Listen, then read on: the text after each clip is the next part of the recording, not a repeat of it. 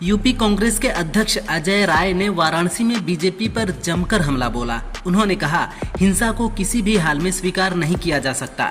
BJP वाले हिंसा पर उतारू हैं, अब इन्हें पागल खाने की जरूरत है।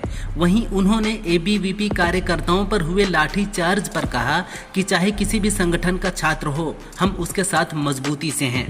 3 सितंबर को हम घायल एबीवीपी कार्यकर्ताओं से मुलाकात करने जाएंगे। लोकसभा में सपा के मुख्य सचेतक व आजमगढ़ से सांसद धर्मेंद्र यादव ने मोदी सरकार की विदेश नीति की आलोचना की है। धर्मेंद्र यादव ने आरोप लगाया कि मोदी सरकार भ्रमित है और उसे ये समझ में नहीं आ रहा है कि क्या देश के हित में है और क्या नहीं।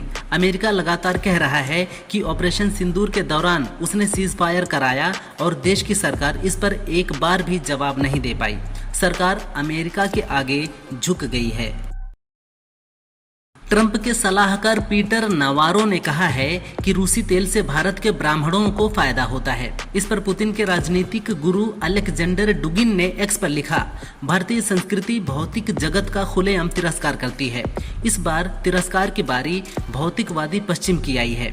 जब भारतीयों को भौतिक जगत पर ध्यान केंद्रित करने के लिए बाध्य किया जाता है तो वे बाकी सभी पर विजय प्राप्त कर लेते हैं। सावधान, हिंदू आ रहे हैं। एलन मस्क ने एक वीडियो को लेकर पोस्ट किया है जिसमें एक पाकिस्तानी डेनिश व्यक्ति कहता है कि डेंस जल्द अपने ही देश में खत्म हो जाएंगे। हमारे 5 बच्चे हैं, तुम्हारे सिर्फ 1 या 2। अगले 10 से 15 सालों में इस देश में डेंस से ज्यादा पाकिस्तानी होंगे। इसे कोट करते हुए मस्क ने कहा कि उस आदमी का गणित बिल्कुल सही है। दुनिया के देशों ने अपनी गिरती जनसंख्या पर ध्यान नहीं दिया तो इसका फायदा दूसरों के द्वारा उठाया जाएगा। 2015 से 2019 के बीच देश भर की 43 कैंसर रजिस्ट्रियों से एकत्रित आंकड़ों का शोधकर्ताओं ने आकलन किया। इसमें पाया गया कि कैंसर के मामलों में महिलाओं का अनुपात ज्यादा है जो कि 51.1% है, लेकिन कैंसर से होने वाली मौतों का अनुपात कम है जो कि 45% है। वहीं पुरुषों में मुंह का कैंसर फेफड़ों के कैंसर से आगे निकलकर सबसे आम बीमारी बन गया है। पूर्वोत्तर राज्यों में कैंसर के मामले सबसे ज्यादा हैं। ईपीएफओ बहुत जल्द ही अपनी नई डिजिटल सेवा ईपीएफओ 3.0 लॉन्च करने जा रहा है। इस नए प्रोसेस में ईपीएफओ अपने सब्सक्राइबर्स को एक विशेष एटीएम कार्ड जारी करेगा जो उनके पीएफ अकाउंट से लिंक होगा। इसमें यूएएन को एक्टिवेट करके आधार को खाते से जोड़कर यूपीआई या एटीएम से पैसे निकाल सकेंगे। साथ ही जानकारी अपडेट करने और क्लेम करने जैसी प्रोसेस भी आसानी से कर सकेंगे। इससे देश के 8 करोड़ से ज्यादा कर्मचारियों को फायदा होगा। अमेरिकी राष्ट्रपति डोनाल्ड ट्रंप ने इजराइल को लेकर कहा कि मैंने इजराइल के लिए जितना किया है उतना किसी अन्य देश ने नहीं किया है। हमने ईरान और इजराइल संघर्ष के दौरान ईरान पर बमबारी की जो कोई और नहीं कर सकता था। इजराइल गाजा का युद्ध जीत रहा है लेकिन उसे भारी कीमत चुकानी पड़ रही है। पब्लिक रिलेशंस की दुनिया में भी इजरायली लॉबी को काफी नुकसान पहुंचा है। यूएस की कंपनी इको हेल्थ ने एआई इनेबल्ड स्टेथोस्कोप बनाया है जो डॉक्टरों से भी ज्यादा स्मार्ट है। एआई बेस्ड स्टेथोस्कोप 15 सेकंड में ही हार्ट से संबंधित 3 गंभीर बीमारियों का पता लगा सकता है।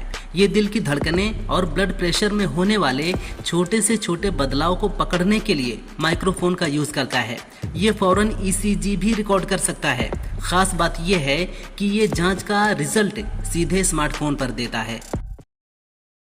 उत्तर कोरिया के तानाशाह किम जोंग उन अपनी ट्रेन से चीन पहुंचे। कोरिया के प्योंगयांग रेलवे स्टेशन से ट्रेन पेंगुई लाइन पार करते हुए सिनु इजू से यालू नदी को क्रॉस करती है। इस नदी पर बना चीन उत्तर कोरिया मैत्री पुल दोनों देशों को जोड़ता है। पुल पार करते ही वह चीन के शहर डानडोंग में प्रवेश कर जाती है। इस 20 घंटे के सफर में 177 पुल, 5 सुरंग और पहाड़ पार करते हुए किम जोंग लियाओनिंग होते हुए बीजिंग पहुंचे। उत्तर कोरिया के तानाशाह किम जोंग उन 20 घंटे ट्रेन से सफर कर चीन पहुंचे हैं। उनकी बख्तरबंद ट्रेन एक चलता फिरता किला है। इस ट्रेन पर गोली और बम का असर नहीं होता।